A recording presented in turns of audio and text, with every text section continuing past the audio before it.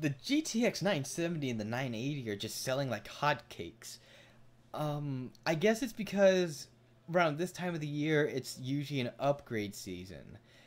Given the consoles coming out from last year, and it's upgrade season, is essentially upgrade season for computers overall. Everyone's just upgrading like crazy, and this is probably a historic moment in computer gaming. Is that these cards are just like that. 30 minutes go by and these cards are gone. You cannot buy these cards for like days on end. And the moment you get any notification on these cards, you better be on your toes. You best be on your freaking toes. Because if you just don't watch out, they're gone like that. I was lucky myself. I was looking at an Asus Strix 970. But I just saw the MSI GTX 970 was on the market, and I looked at that. I contemplated it. I had to make a snap decision. Do I buy the card or do I not buy the card? Texted Dan. Dan told me his thoughts on MSI. I was researching the card. I knew that every damn GTX 970, 980 would have coil whine of some form that everyone is complaining about. What do I do? Is it and I still don't understand coil whine too much. My understanding right now is that it's the electronics and circuitry, which thusly belies an even deeper issue. This isn't about the fans. This is about the cards themselves at that point. So, no amount of research. 30 minutes on the clock, maybe even less. I don't know. So, I had to make a decision. But the card looks good. It pretty much works in the same way with its heatsink and fan setup as the Asus Strix. It's not as overall eloquent with its heat pipes and the whatnot, but don't care. I couldn't care too much. It's not like I'm gonna be overclocking this card like crazy or something. So what do? I just buy an MSI GTX 970. Now, this is the first time I ever bought a card that is not an EVGA card. I have an EVGA 9600 GSO in my closet. I have an EVGA GTX 460 in my room right now. I have an EVGA GTX 770 in my computer right now. Every card I've had is an EVGA graphics card. And all because I hear nothing but the worst about EVGA right now in their 970 and 980 cards, and all this complaints about coil whine. No, it's a no-go business. And it's also the part where it got me thinking. It's where I started really thinking about it. I keep buying all these cards, my GSO, but the GSO really wasn't my decision by technicality. But the 770 and the 460, guess what I bought? Reference cards. I essentially bought reference cards. Why? Because I don't know. Who buys reference cards? People like me. People like me who don't overclock a graphics card. People like me who look at those big heat sinks on a card and think, why would you do that? And then I realized to push more air to keep the card more cool. You know? So, you know, I'm still learning. I'm still learning about computer building and the logic and the process of it all. I've been doing this for probably about, I'd say 2008. 6 years now? 6, 7 years? I really became intrigued in computer building around 2006, to be honest, but I didn't really start building my own computer till around 2008, and I didn't really build my proper computer around 2010.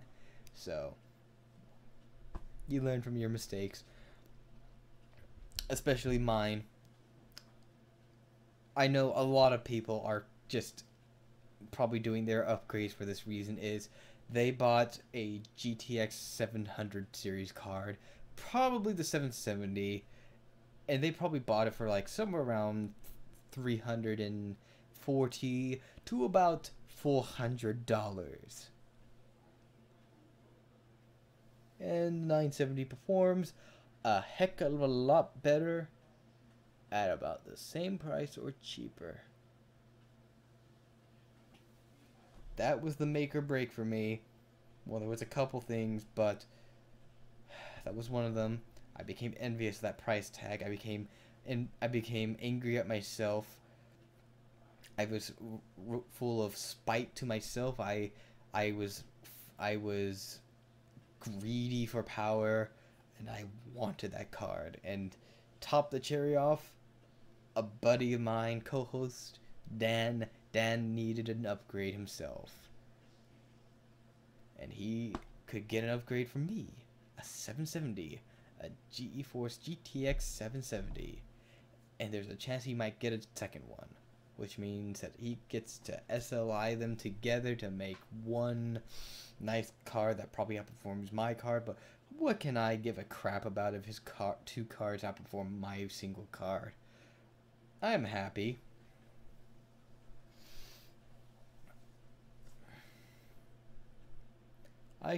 If I can play Shogun 2 at well above 60 frames per second, I'm happy. If I can play a lot of good games that have some really good graphics at some really decent frame rates, I'm happy.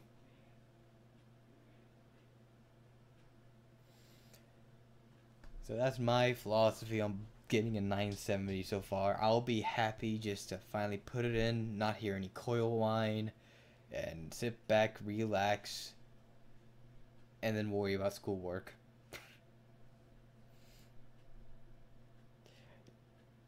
It is partially a questionable purchase overall, considering the fact that I don't really have enough time to play a lot of video games on one hand, but then again, that's poppycock. You can find time for yourself and to entertain yourself. I guess the actual thing is there's not a lot of games on the market that really intrigue me.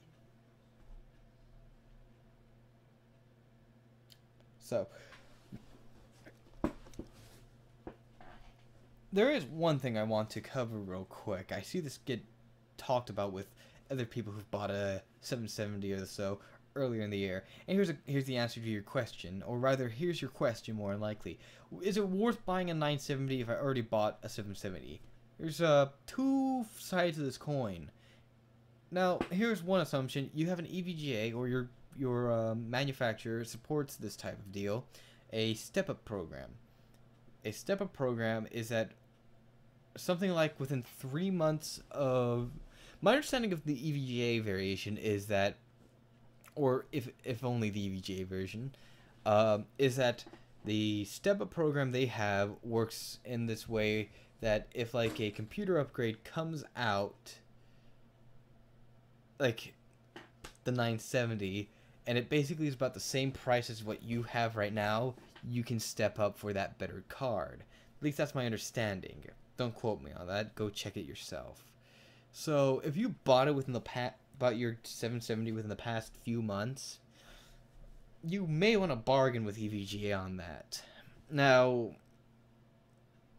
this is a little questionable because EVGA's cards, and I'm not trying to dirty their reputation, but right now they're dealing with this issue that is every last one of their cards seem to be having coil whine, or at least sorry, that's a sensationalist thing to say. It seems though many people are complaining about coil whine on their 970s and 980s from EVGA. Now, coil whine is this big issue across the board with these cards, it seems. Not the biggest, but people seem to be bringing it up a lot. And this is the first time I've ever heard of it. I am essentially starting to fall under this fear of sorts. But part of me feels that I'm going to pull the luck of the draw, and I'll find that my card suffers none. No coil whine. At least none I can hear. Now, step-up program, that's a possibility though.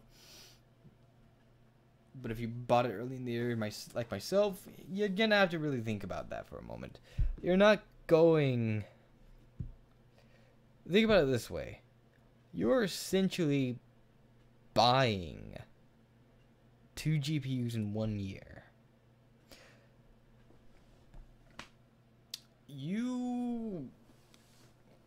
And so you have to ask yourself this question: would it be a better choice just to buy a second GTX 770?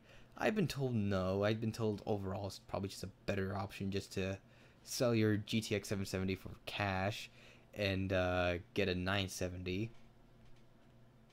Not a bad choice, to be honest. Really not. But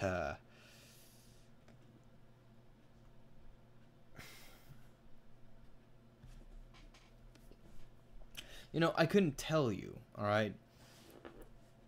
I guess ultimately my answer from my own personal wisdom would be just be happy with what you have. The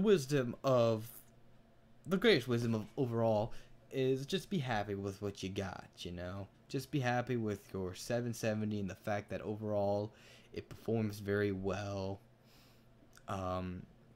It's not a bad card. It still performs pretty well. It still pushes out a good, decent frame rate.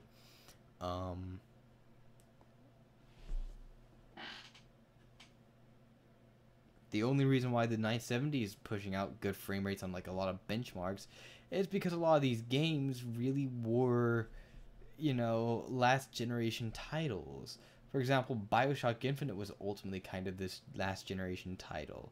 Sure, it's got some spicks and spans to it, but it probably really isn't the most aggressive game that you could be playing it.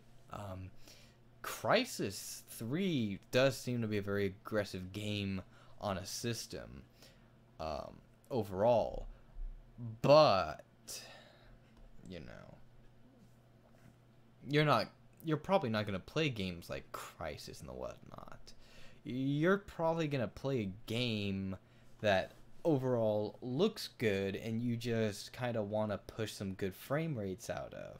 But you're not looking for the game that kind of whips your card a lot, So, what it ultimately comes down to, in my opinion, is just look at it, alright? Maybe give it a bit more time, And who knows, maybe AMD will come out with something and Nvidia will competitively push down the price by maybe $50. On the other hand, that probably won't happen. And to be honest, while AMD does do a good job in throwing the punches at Nvidia, I would say they're not doing the best job overall. I would say even just their overall business practices right now, not practices, but their if we were to assume this is all war, they're not performing very well in this war. It's starting to make me worry in the name of capitalist competition.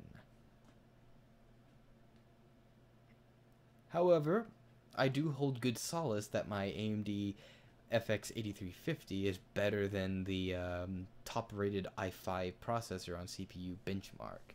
So there's that. Well, I don't mean to drone on anymore, though, and this is the end of my tangent. So, this has been Akasen of Rantech Radio, signing off.